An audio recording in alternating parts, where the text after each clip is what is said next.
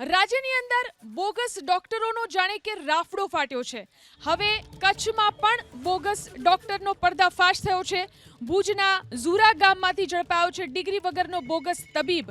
Bhuj એલસીબીએ Madhapar police station વિસ્તારમાંથી આ bogus તબીબની સાથે અન્ય વ્યક્તિના નામના સર્ટિફિકેટ પર મેડિકલ સ્ટોર ચલાવનાર વિરુદ્ધ પણ કાર્યવાહી કરી છે.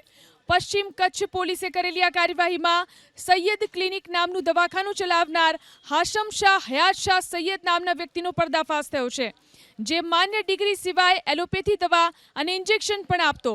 પોલીસની સાથે સાથે જિલ્લા આરોગ્ય અધિકારી, તાલુકા હેલ્થ ઓફિસરે કરેલી કાર્યવાહીમાં દવાખાનું ચલાવવા તથા એલોપેથી દવા અને ઇન્જેક્શનો દર્દીને આપવા માટે મેડિકલ સ્ટોર ચલાવતો. મેડિકલ સર્ટિફિકેટની જરૂરી સર્ટિફિકેટ પણ અન્યના નામનું હતું. પોલીસે ડ્રગ્સ કંટ્રોલ વિભાગને આપેલી જાણકારી અને તપાસ પ્રમાણે હબીબ શાહ અબ્દુલ રસૂલ સૈયદ, જે ભરતભાઈ રમણભાઈ પટેલના નામના સર્ટિફિકેટનો ઉપયોગ કરતો હતો, બોગસ ડોક્ટર તેનો પિતરાઈ ભાઈ હબીબ શાહ અબ્દુલ રસૂદ સૈયદ બોગસ સર્ટિફિકેટથી મેડિકલ સ્ટોર ચલાવતો.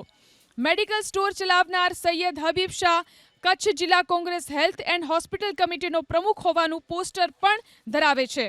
સૈયદ હબીબ શાહ નામનો આ શખ્સ ફરજીવાળો કરી મેડિકલ સ્ટોર ચલાવતો હોય અને તેનું રાજકીય પાર્ટી સાથે કનેક્શન હોય તે પણ કોંગ્રેસ હેલ્થ એન્ડ હોસ્પિટલ કમિટીનું તેને શહેરભરની અંદર ચર્ચા શરૂ થઈ છે.